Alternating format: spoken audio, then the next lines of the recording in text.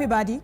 My name is Kudzai, and I want to welcome you once again to On the Money, a financial education program brought to you by Old Mutual. As you know, this program is premised on the big 5 animals that we find in Africa.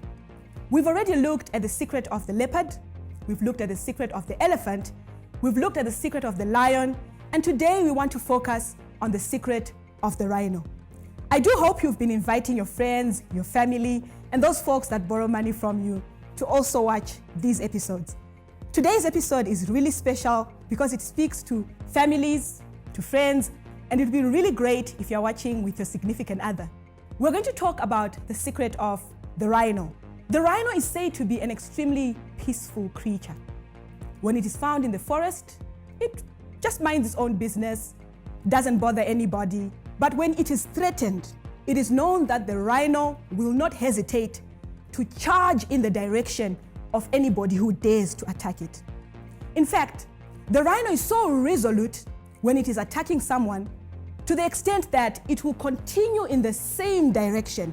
It will continue in the same trajectory, even if the person or the thing that is attacking it somehow deviates from the way. It continues in that direction. It is resolute in charging down. This is the same energy and attitude we want you to have as you begin to deal with debt in your life. The secret of the rhino is charging down debt. Many times people will argue about debt. Is debt good or is debt bad?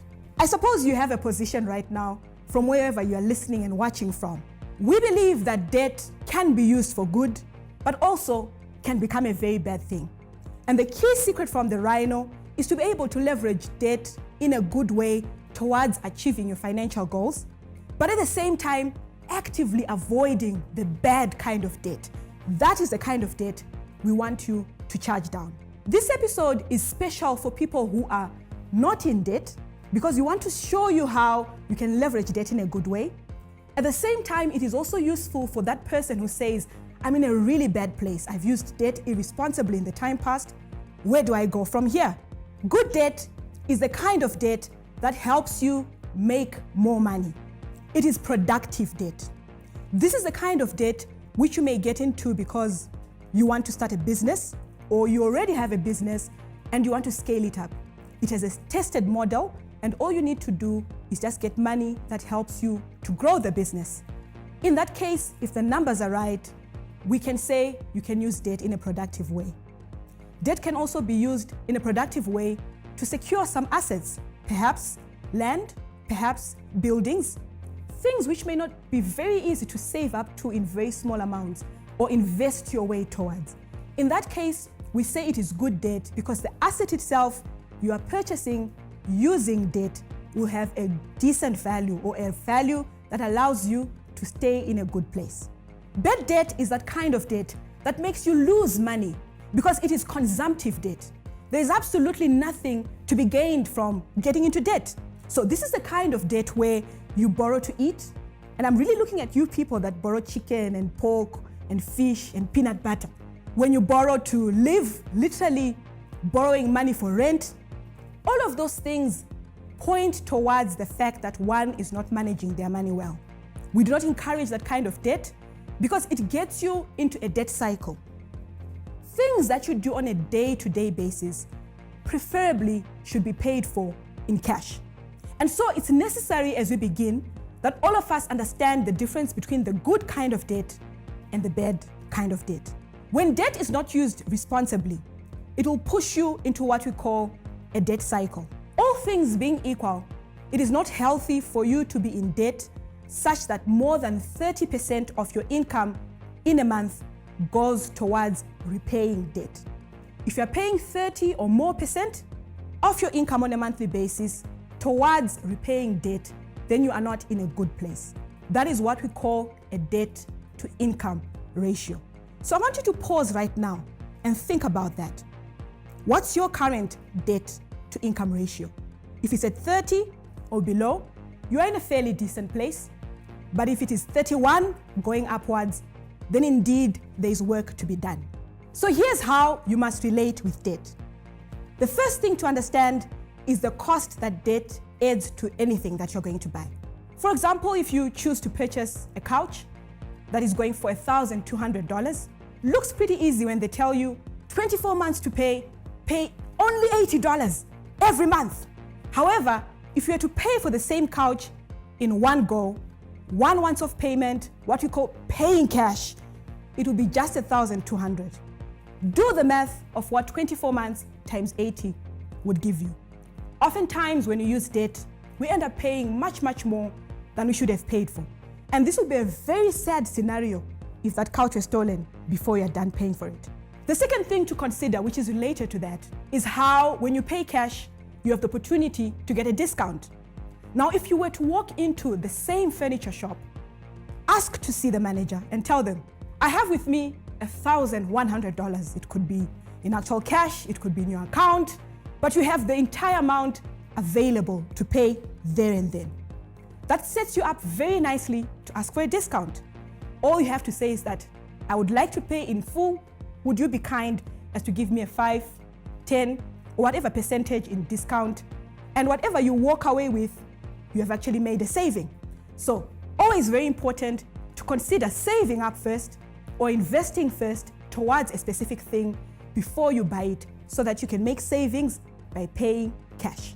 It is also very important for those of us who are already in debt or are already using debt to pay for certain things, to pay off the debt as fast as you can. Most debt is organized in such a way that the longer you spend paying for it, the more money you pay for it after all has been said and done, because of something called interest. You may not see it, and you may think it's a comfort when you have as much time as you require to pay off some things.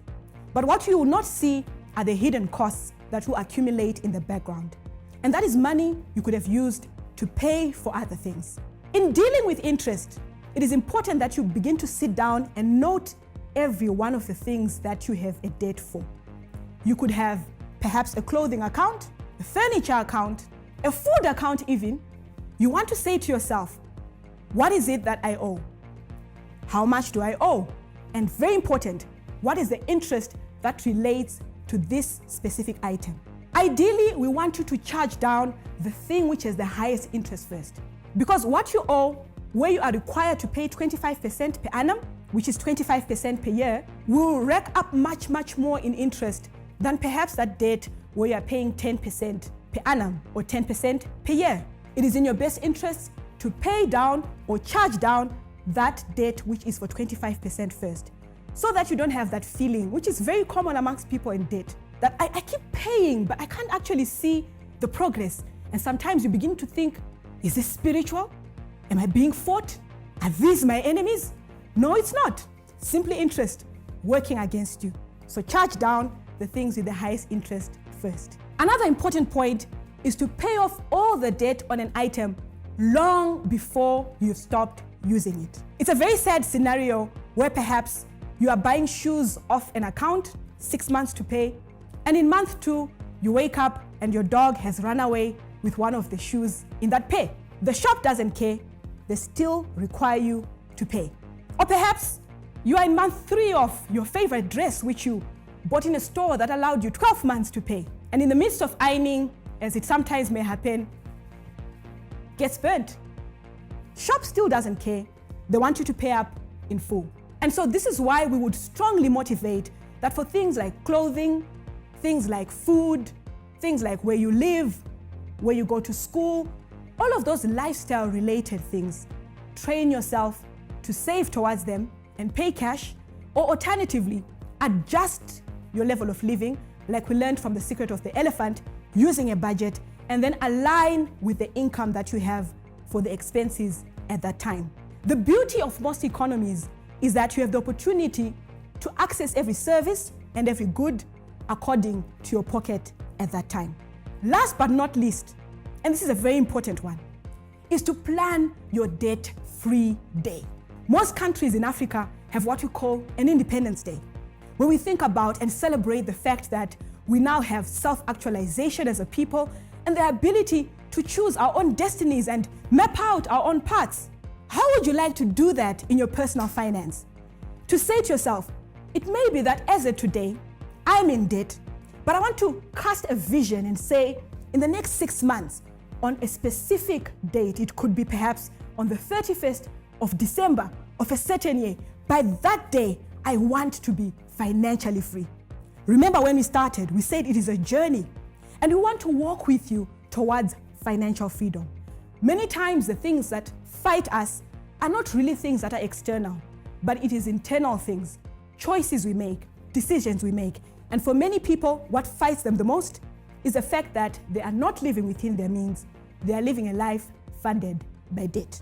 We know that some of us may be in debt right now. So here are some pointers for those of you who may be in debt. The first one, and this is extremely important, is to face the problem. Remember when we introduced On the Money, and we spoke about how some people have personalities like ostriches, where they bury their head in the sand instead of facing their situations head on?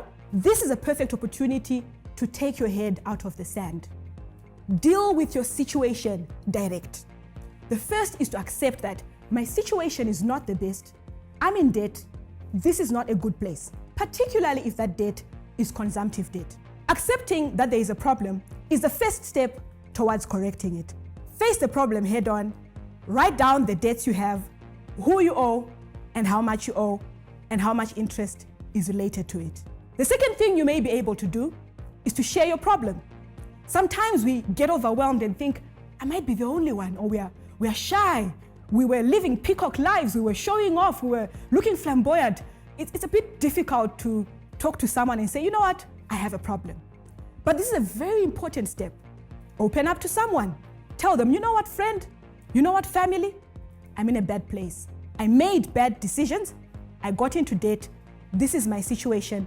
I want to account myself to you so that I can clean this up, and afterwards I can walk free, only using debt where it is productive. Sharing your problem is a good idea, but after facing it and sharing it, you must now begin to get down to the practical work. And there's always things you can do at an individual level to redeem yourself from debt. Be under no illusions. It's much, much easier to get into debt than to get out of it. But it is not impossible. I always like to liken getting into debt like falling into a hole. You could be walking here, and then if you have not seen the hole, you find yourself falling, land. Pretty easy. Now, if you were to fall into a hole that is exactly your height, falling is much easier than getting out. When you share with other people, then you know you have a support system around you to help you get out of the hole. But the effort of getting out of the hole itself must be done by you. So it comes back to you and your pocket. It also takes us back to the secret of the elephant, where we say you want to sit down and relook your lifestyle, relook your living, relook your budget, and ask yourself these questions. What is my present income? And then look at the expenses. Begin to take out things, remove things, reduce things, and make sure you put in a budget line that allows you to pay off your debt as quickly as possible. For most people, no one is coming to rescue you. So you make the first commitment by adjusting your budget, and that will help you to be able to speed up paying off the things you owe as soon as possible towards your debt-free day. You can also create other strategies to deal with debt, and there are several that come to mind. One of these is debt consolidation, where you say to yourself, look, I have a long list of debts, perhaps numbering from 1 up to 25, and all of these put together, because there's the person I owe $5 for a chicken, there's the person I owe $30 for hair, there's the person I owe $100 which I use for fuel. Bunch everything up together, come up with one figure and say to yourself, my total position is I'm in debt by $2,475.23. I'm sure you can be able to pay at least the 23 cents just to round things up. But from then on, you want to then say to yourself, if it takes me forever on my income to pay off all of these people, you could try and come up with that one big figure and talk to a friend or a relative. And indeed, in some economies, there are institutions you can approach who can pay off that one big figure to all of these different people. And now you only need to deal with the one institution. Of course, you're going to have to be extremely credible there and make sure you pay up. It is also feasible to think about selling assets. Doesn't make sense to be driving around in a really great car that's worth $5,000 and on the other hand, failing to sleep every night because you owe a total of $3,000. Do the right thing. Let that vehicle go, sell that asset, especially if it's not giving you any income, and then charge down your debt. That will also help you. Sometimes when you lose, it does help you to have, that experience of pain that forces you to rebuild again. And many times when that happens, when you lose something, it will teach you not to go back to that situation again. An underestimated strategy is to communicate. Oftentimes, the people we borrow from, it could be individuals or institutions. All of those people or institutions only want one thing, that you pay their money back. And so, I dare say this should be the first step. Communicate. Communicate with your creditors. Take the last bit of money you have, buy some airtime, call them and say, you know what? I know I'm in debt. Can we talk about this and see how best we can restructure it? The worst thing you can ever do is to run away and not repay that which was due. So always communicate with those who you owe money. Oftentimes when you communicate, you will find that they'll be more than willing to give you grace, and you can come up with a payment plan that suits your income over time. These are just a few of the remedies we can advise that you take up. You can use one or two or all of them together. And you can also use the remedies you may get from friends and family who you have opened up to. Very important that you walk this path with other people so that you can be able to get out of it as quickly as possible. After all has been said and done, this is critical. Tell yourself, no new debt. Having gone through all of the pain of trying to repay things simply because you couldn't delay gratification, teach yourself to begin to learn the principle of delayed gratification. We will always see things we want. Shoes that call us by name, handbags, clothes, things to eat. There's always something that wants money from your pocket. Train yourself not to buy it using debt, but always to pay cash. Be aware that the people who want you to be in debt have all sorts of gimmicks. You will see the signs, they'll be in neon flashing. Sale, sale, sale, sale. And you just find yourself drawn into the light. Don't go into the light. It's a scam. It's a trap. They want your money. Don't do it again. And so do not be like a pig which after it has been washed and you even put a bow tie on it, goes straight back into the mud and begins to roll again. You want to tell yourself, I'm now aware of the gimmicks. I'm now aware of the way debt works and how I was drawn in to begin with. Avoid those things by any means. Not an easy journey, but it is not impossible with the secret of the Rhino, where you consistently charge down your debt. Even if it means you take a route or a route where you start by starting off with the little ones, the $2 debts, the $5 debts, until you build up to the big ones. What is most important is that you are charging down your debt. And so these are some of the practical pointers you can use to avoid debt as well as to get out of debt. What is important, which would ask you to do, is to begin to work on them. Begin to implement them. Note down the debt you have. Note down who you owe. Note down how much you owe and what interest comes with it. And from the many strategies we've shared, pick and choose that which you can do easily and begin to walk the path towards true financial freedom. Thank you so much once again for watching On the Money, a financial education program brought to you by Old Mutual. My name is Kudzai. It was fantastic being with you on this episode.